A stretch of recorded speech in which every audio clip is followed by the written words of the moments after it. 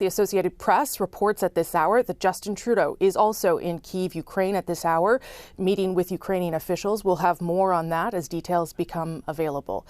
There are fears about what Putin's next move could be ahead of tomorrow, including a formal declaration of war, which could see more Russian soldiers head to Ukraine. Sergei Kyslytsya is Ukraine's ambassador to the United Nations. In his first Canadian interview, I spoke to him about those concerns and whether the UN can be part of the solution to ending the war. Ambassador Kyslytsya, thank you for joining us. Appreciate it. Well, thank you for having me. Yeah, I know on Monday it is Victory Day in Russia, and I wonder how concerned you are that that could lead to a full declaration of war by Russia or an escalation of the invasion.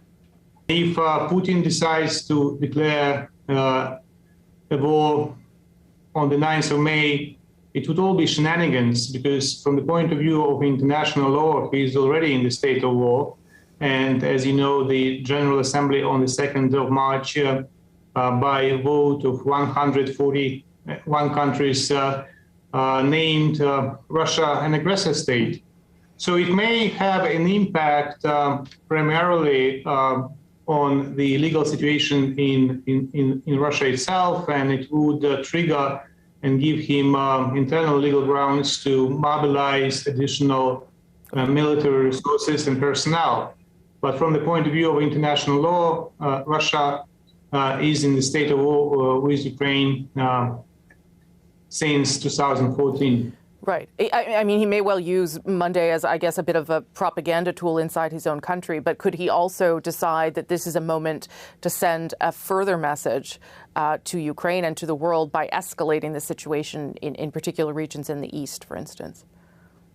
Well, I'm sure that the Russians are desperate in trying to escalate the military situation as much as they can. I mean, militarily, they showed to the world that they are impotent. Unfortunately, it happens again the backdrop of us losing people, both military and civilians. Mm-hmm. But let me tell you from the very outset, I mean, the military defeat of Russia is not the end of the story, and it's not the end of the war, unfortunately. What do you mean by that, Ambassador? Because the military defeat, believe it or not, with the help of our allies and partners, is more realistic than changing the whole pattern of Russian behavior at the international arena. Right. And as long as Putin's regime is still in place, we will all of us, the Europeans, the Canadians, Americans, Africans, Latin Americans, we will all continue to live under constant threat of repetition of the assault from Russia. Russia was, of course, suspended from the UN Human Rights Council last month. It is and remains, though, a permanent member, and certainly you hear every day from that the Security Council and the broader council is meeting. You hear from the Russian delegation. The UN Secretary General went to Moscow and Kyiv just last week. I wonder whether you think the UN, even though you are there, can still play a role in this, or whether, given that Russia remains at the table of the UN and has that kind of power, whether the UN has any real power here. The only reason Russia is still there and not kicked out of the Security Council, not removed from Security Council, is that Russia possesses nuclear arsenals. And everyone, be it Canada, be it Europe, be it the United States, people are very much worried what's going to happen to nuclear arsenal in case wars come to worse, you know. So that is why people continue to sit down with Nebenzia, the Russian ambassador in the Security Council, and have business with him. The United Nations was conceived by three leaders, by Roosevelt, Churchill, and Stalin in the middle of the last century. No surprise, it's not perfect. How could something conceived by Stalin be perfect in the first place? But the United Nations is not just the Security Council. The Security Council is only one pillar of the United Nations, although it's one of the most prominent and the most visible, because there is a lot of action there in the Security Council. However, there is also another pillar, that is the General Assembly, that is a global parliament, so to say, where every country has one vote. And I must say, to the credit of the General Assembly, that General Assembly, when it comes to the aggression of the Russian Federation, acts in a very decisive manner. We have approved at least 3 resolutions on aggression, humanitarian resolution, and as you rightly said, Russian Federation was stripped of the membership powers in the Human Rights Council, after which it decided to leave the council altogether.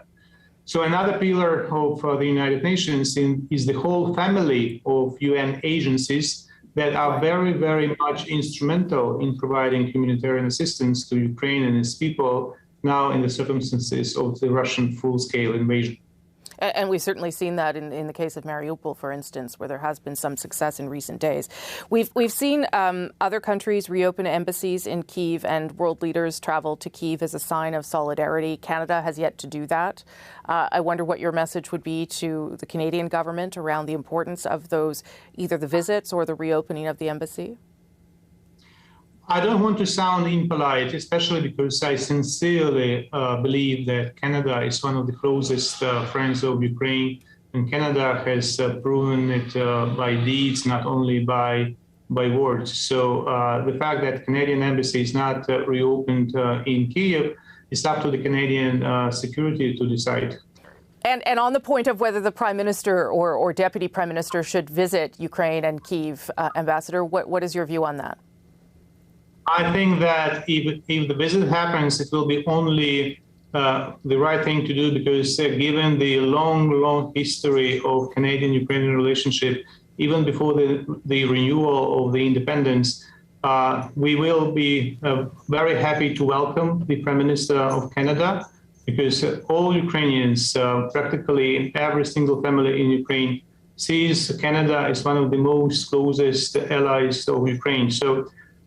But frankly, we don't have a deficit of visitors in Ukraine. Every second day we have a prime minister or president of some countries. So I think that the Canadian prime minister will still have the brightest spot on the agenda of Ukrainian international politics or even the Ukrainian internal politics. What does your country need at this stage of the conflict, Ambassador? One that perhaps has gone on longer than many people imagined. What is the central thing that you need? We need the weapons and arms and munition up to the requirements of the current warfare.